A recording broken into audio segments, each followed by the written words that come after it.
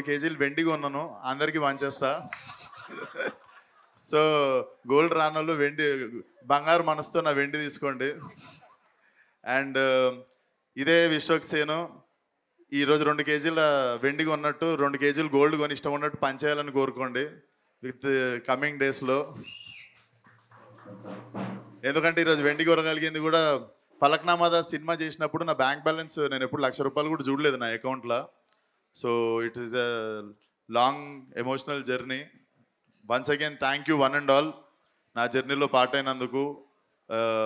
ఏ support లేకున్నా కూడా you guys have, అంటే ఏ భేదభావాలు లేకుండా ఇక్కడ దాకా నన్ను తీసుకొచ్చినందుకు మీడియాకి మళ్ళీ మళ్ళీ thank you so much. So క్వశ్చన్లు అంటారా? క్వశ్చన్లు ఏమో నాకు కూడా తెలియదు ఇది ఏ డైరెక్షన్లో వెళ్ళబోతుందో.